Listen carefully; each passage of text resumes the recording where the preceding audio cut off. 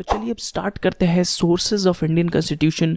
तो जैसा कि हमने बताया कि हमारा जो इंडियन कॉन्स्टिट्यूशन है उसमें कई आइडियाज़ हमने डिफरेंट कंट्रीज से अडॉप्ट किए हैं, ठीक है। तो हमने सिर्फ आइडिया अडॉप्ट किया है, फिर उसे अपने देश के अनुसार ढाला है। तो जैसे कि एग्जांपल मैं आपको देना चाहूँगा कि हमने suppose directive principle of state policy Ireland के कॉन्स्टिट्यूशन से लिया है, ठीक है। तो उन जो directive principle of state policies के अंदर जो डिफरेंट पॉलिसीज़ हैं वो हमारे देश के अनुसार है, ठीक है। जैसे कि उसमें सोशल मिलेंगे, उनमें गांधीयन मिलेगा, लिबरल मिलेगा। तो ये सारे जो डिफरेंट पॉलिसीज़ अंदर में आपको देखने को मिलेंगे वो इंडिया कंट्री के लिए बनाया गया है, ठीक है।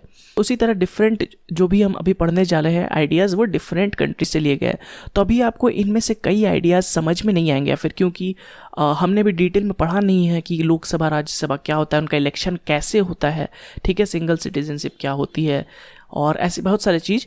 तो आप बस इन्हें अभी नोट कर लीजिए और धीरे धीरे जैसे हम इंडियन पॉलिटी में आगे बढ़ेंगे तो आपको धीरे धीरे सारी जो इसमें की टर्म्स हैं वो समझ आती आएंगी, ठीक है। मैं अभी आपको शॉर्ट में समझाते भी चलूँगा और एक तरह से आपको लिस्ट बस बता देता हूँ कि किन कंट्रीज से कौन कौन से जो डिफरेंट कंसेप्ट्स लिए गए हैं, ठीक है। तो चलिए स्टार्ट करते हैं। सबसे पहले ब्रिटिश की तरफ आते हैं, यानी यूनाइटेड किंगडम। तो जब ब्रिटिश गया तो मैंने आपको पहले ही बताया था कि हमारा जो कॉन्स्टिट्यूशन है वो बेसिक स्केलेटन उसने गवर्नमेंट ऑफ इंडिया एक्ट 1935 को लिया है। तो गवर्नमेंट ऑफ इंडिया एक्ट 1935 के ऐसे कई सारे कंसेप्ट्स आए थे जो कि इंडियन कॉन्स्टिट्यूशन में आगे भी बढ़े, ठीक है। तो चलिए उनको देख लेते हैं। सबसे पहले पार्लियामेंट्री फॉर्म ऑफ गवर्नमेंट, ठीक है। तो हमारा जो इंडियन गवर्नमेंट रहेगा वो पार्लियामेंट्री फॉर्म रहेगा, एक पार्लियामेंट रहेगा जो कि एमपी द्वारा सिलेक्टेड रहेगा, वो होगा। ये कहाँ से डिसाइड हुआ? ये ब्रिटिश आया, ठीक है। उसके अलावा कैबिनेट सिस्टम होगा, जो मिनिस्ट्री होगी वो कैबिनेट सिस्टम होगा, ये आया ब्रिटिश से। और इसके अलावा बाई कैमरलिज्म, मैंने बताया था कि बाई कैमरलिज्म आया था 1919 के एक्ट से, गवर्नमेंट ऑफ इंडिया एक्ट 1998। तो उसमें बताया था कि 2 हाउसेज एग्जिस्ट करते हैं, उसे कहते हैं बाई कैमरलिज्म। तो वो भी आया था ब्रिटिशर्स के एक तरह से इन्फ्लुएंस है, ठीक है। अनदर थिंग कि सिंगल सिटीजनशिप। सिंगल सिटीजनशिप का मतलब क्या होता है? सिंगल सिटीजनशिप का मतलब होता है कि आप सिर्फ इंडिया के सिटीजन रहेंगे, ठीक है। आप किसी पर्टिकुलर स्टेट के सिटीजन नहीं रहेंगे, ठीक है। जैसे आप यूएस में जाएंगे तो वहाँ पे डुअल सिटीजनशिप चलती है, मतलब आप एक यूएस के सिटीजन रहेंगे, उसके अलावा आप एक स्टेट के भी सिटीजन रहेंगे और अलग अलग स्टेट में अलग अलग लॉज रहते हैं, ठीक है। लेकिन ब्रिटिशर्स में क्या था कि आप सिर्फ एक कंट्री के आप सिटीजन रहेंगे, आप भले ही किसी स्टेट के हों, ठीक है। तो ये जो सिंगल सिटीजनशिप का कॉन्सेप्ट है ये ब्रिटिशर्स से आया, ठीक है। नेक्स्ट आता है रूल ऑफ लॉ। तो रूल ऑफ लॉ का कंसेप्ट भी कहाँ से लिया गया है? ये लिया गया है ब्रिटिशर्स से, ठीक है। तो ये सारे जो आपको 5 चीज़ दिखे, parliamentary form of system, cabinet system, by cameralism, single citizenship और रूल ऑफ लॉ, ये ब्रिटिशर्स से इंस्पायर्ड है, ठीक है। नेक्स्ट कंट्री पे आते हैं और वो है यूनाइटेड स्टेट्स। तो यूनाइटेड स्टेट्स से जो सबसे पहला चीज़ लिया गया वो है फंडामेंटल राइट्स, ठीक है। यूएस में पहले से ही बहुत पहले आज़ाद हो चुका था यूएस 18th सेंचुरी में, तो उस समय बिल ऑफ राइट्स यूएस के पास था, ठीक है, जो कि एक तरह से हमारे फंडामेंटल राइट्स का इंस्पिरेशन बना, ठीक है। हमारा फंडामेंटल राइट्स की हर एक नागरिक को कुछ फंडामेंटल बेसिक राइट्स हर एक नागरिक को मिलेगा, ठीक है। तो वो हमने इंस्पायर किया था कहाँ से? यूएस के बिल ऑफ राइट्स से। नेक्स्ट आता है process of impeachment of president. तो आपको यहाँ पे कई नए टर्म्स सुनने को मिल रहे होंगे, जैसे इम्पीचमेंट, प्रेसिडेंट, ठीक है। तो प्रेसिडेंट तो राष्ट्रपति आप सब जानते होंगे। तो इम्पीचमेंट होता है उनको जो हटाने का प्रोसेस है, अगर वो अभी भी मान लीजिए 5 साल उनका पूरा नहीं हुआ है, ठीक है, और वो ठीक से राज नहीं कर रहे हैं और उनको हटाना है पार्लियामेंट को, तो उनको जो हटाने का प्रोसेस होता है उसे कहते हैं इम्पीचमेंट। तो प्रेसिडेंट को कैसे इम्पीच किया जाए ये हमने लिया है यूएस से, ठीक है। अब थर्ड आते हैं इंडिपेंडेंट जुडिशरी। तो जो जुडिशरी क्या होता है, हमने फर्स्ट क्लास में आपको बताया था कि जो न्यायपालिका होती है उसी को जुडिशरी बोलते हैं, यानी जो एक तरह से जस्टिस दिलाती है जो इंडियन सिटीजन्स को, और एक तरह से गवर्नमेंट एजेंसीज डिफरेंट जो भी है सबका न्यायपालिका एक ही होता है और ये इंडिपेंडेंट होगा। मतलब ये हमारे जो इलेक्टेड मेंबर्स हैं या फिर जो लेजिस्लेटिव है या फिर एग्जीक्यूटिव है उनसे इफेक्ट नहीं होगा, ठीक है। वो बिल्कुल इंडिपेंडेंट रहेगा और उनसे उनके कुछ भी डिसीजन से इन पे इन्फ्लुएंस नहीं पड़ेगा। तो ये जो इंडिपेंडेंट जुडिशरी बिल्कुल अलग रहेगी जुडिशरी, ये आया था कंसेप्ट यूनाइटेड स्टेट्स से, ठीक है। एक और चीज़ आता है जुडिशियल रिव्यू। अगेन हम जुडिशरी में जा रहे हैं, तो जुडिशियल रिव्यू क्या होता है सबसे पहले? तो ये हम बाद में आकर डिटेल में अच्छे से पढ़ेंगे, लेकिन मैं आपको एक आइडिया दे देता हूँ कि कोई भी कॉन्स्टिट्यूशन में अमेंडमेंट या फिर कोई नया एक्ट या लॉ लाती है, अगर कोई हमारी पार्लियामेंट, ठीक है, हमारे पार्लियामेंट के पास पावर होता है कि वो नए नए लॉज या फिर लेजिस्लेशंस लाए, ठीक है, इसलिए उसे लेजिस्लेटिव कहते हैं, ठीक है। तो अगर वो कोई नई लॉ लाती है, ठीक है, और वो हमारे जो कॉन्स्टिट्यूशन यानी मूल कॉन्स्टिट्यूशन के खिलाफ है, ठीक है, तो उस लॉ को हमारा जो कोर्ट्स है, सुप्रीम कोर्ट, वो उसे एक तरह से खारिज कर सकती है, बोल सकती है कि अनकॉन्स्टिट्यूशनल है और इस लॉ को नहीं माना जाए, ठीक है। तो वो होता है जुडिशियल रिव्यू, यानी किसी भी कॉन्स्टिट्यूशन में अमेंडमेंट या फिर किसी भी एक तरह से सकता है नए एक्ट्स या लॉ को हमारा जो सुप्रीम कोर्ट एक तरह से रिव्यू कर सकता है और उसे खारिज कर सकता है, उस पावर को कहते हैं जुडिशियल रिव्यू। तो ये भी कहाँ से लिया गया है? ये यूएस से लिया गया है, ठीक है। नेक्स्ट आता है प्रोसीजर ऑफ रिमूवल ऑफ जजेस of supreme court and high courts, ठीक है। तो सुप्रीम कोर्ट और हाई कोर्ट के जज को भी इम्पीच किया जाता है, ठीक है। तो उनको जो प्रोसेस है हटाने का वो भी यूएस से आया है, ठीक है। तो हम देख रहे हैं जुडिशरी से जितने भी कंसेप्ट आए, जैसे इंडिपेंडेंट जुडिशरी, जुडिशियल रिव्यू, इसके अलावा रिमूवल ऑफ जजेस of supreme court and high court, ये सारे कहाँ से आ रहे हैं? यूएस से। तो आपको बस दिमाग में बैठा लेना है कि जुडिशियल से कुछ भी है तो आपको यूनाइटेड स्टेट मारना है, ठीक है। इसके अलावा फंडामेंटल राइट्स तो ये देखा ही हमने, और process of impeachment of president, तो ब्रिटिशर्स और यूनाइटेड स्टेट्स हमने पढ़ लिया।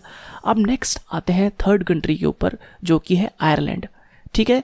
तो आयरलैंड बहुत ही इंपॉर्टेंट है, ठीक है, और इससे कई बार क्वेश्चन आ चुका है कि directive principle of state policy यानी डीपीएसपी जिसे शॉर्ट में बोला जाता है, ये कहाँ से लिया गया है, ठीक है। तो ये आयरलैंड से लिया गया, आपको याद रखना है। अब directive principle of state policy क्या होता है ये हम डिटेल में बाद में आपको बताएंगे, ठीक है।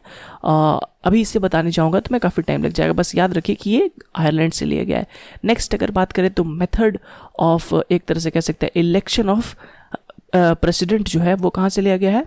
आयरलैंड से लिया गया, ठीक है। प्रेसिडेंट का इम्पीचमेंट लिया गया यूएस से, लेकिन इलेक्शन का मेथड लिया गया आयरलैंड से, ठीक है। इसके अलावा नॉमिनेटेड मेंबर ऑफ राज्यसभा वो कैसे नॉमिनेट होंगे, ये कहाँ से लिया गया है? आयरलैंड से लिया गया। जब हम राज्यसभा पढ़ेंगे डिटेल में तब हम देखेंगे कि कुछ मेंबर उसमें इलेक्ट होते हैं, कुछ नॉमिनेट होते हैं, तो वो नॉमिनेटेड मेंबर का जो प्रोसेस है वो लिया गया है आयरलैंड से, ठीक है। तो ये हो गया आयरलैंड। इसके बाद नेक्स्ट आते हैं आपका कनाडा, ठीक है। तो कनाडा से भी बहुत ही इंपॉर्टेंट चीज़ लिए गए। सबसे पहला कंसेप्ट ऑफ फेडरेशन, तो federation with a strong centre, federation with a strong centre. अब फेडरेशन का मतलब क्या होता है? फेडरेशन का मतलब कि पावर जो है, ये लेजिस्लेटिव या एग्जीक्यूटिव दोनों पावर, वो डिवाइडेड होगा सेंटर और स्टेट में, ठीक है। लेकिन कनाडा से मैं क्यों कह रहा हूँ कि ये इंस्पायर्ड है, क्योंकि कनाडा में फेडरेशन जो है उसके पास सेंटर जो है वो स्ट्रॉन्ग होता है।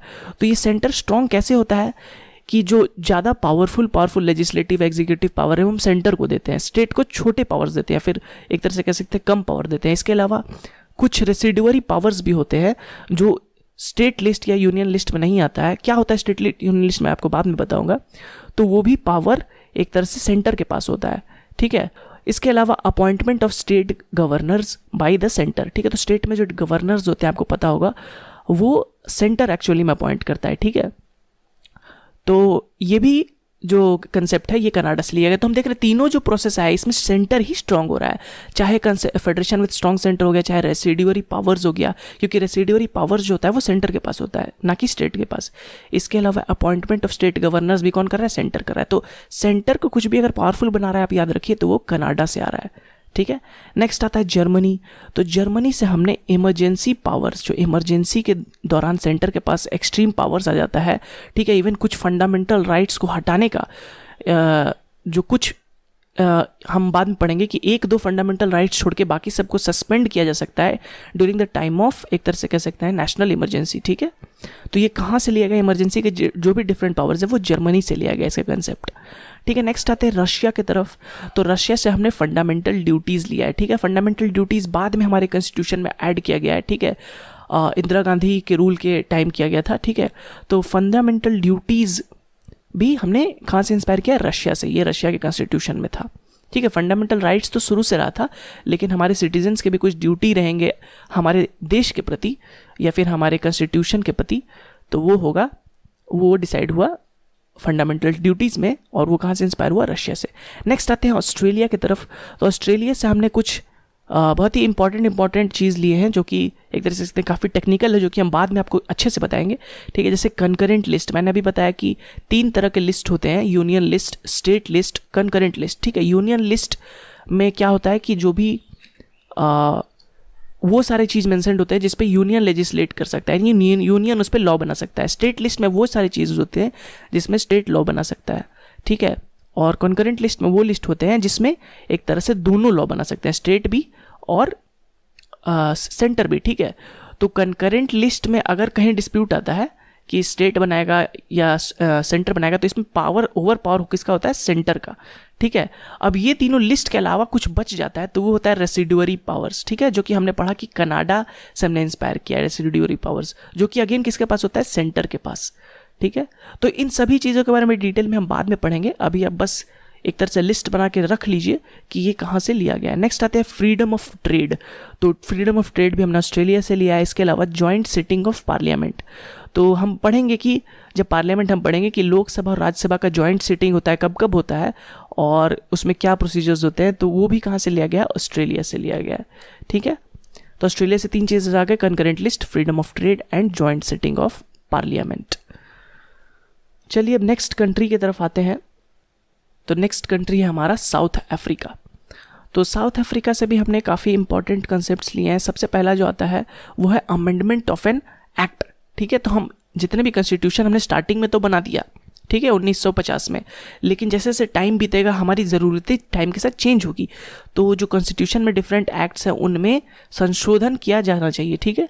तो वो संशोधन कैसे किया जाएगा, उसका प्रोसेस क्या होगा, वो हमने लिया साउथ अफ्रीका से, ठीक है। इसके अलावा राज्यसभा के मेंबर्स कैसे इलेक्ट होंगे, ठीक है, वो भी हमने लिया साउथ अफ्रीका से। तो मैंने बताया था कि राज्यसभा के मेंबर्स कैसे नॉमिनेट होंगे, ये कंसेप्ट लिया गया था आयरलैंड से, लेकिन कैसे वो इलेक्ट होंगे ये लिया गया साउथ अफ्रीका से, ठीक है।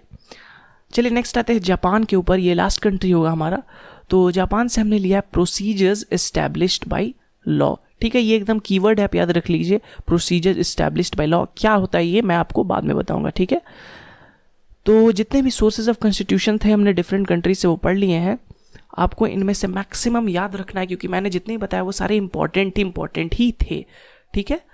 और इनके बारे में अगर आपको कोई कन्फ्यूजन है तो आप चिंता मत करिए, बाद में हम सबको डिटेल में अच्छे से पढ़ेंगे। और उम्मीद करता हूँ आपको ये वीडियो पसंद आया होगा। अगर पसंद आया तो इस वीडियो को लाइक करें, और अगर अभी तक चैनल को सब्सक्राइब नहीं किया तो प्लीज़ हमारे चैनल को सब्सक्राइब कर लें। And thank you again for watching this video.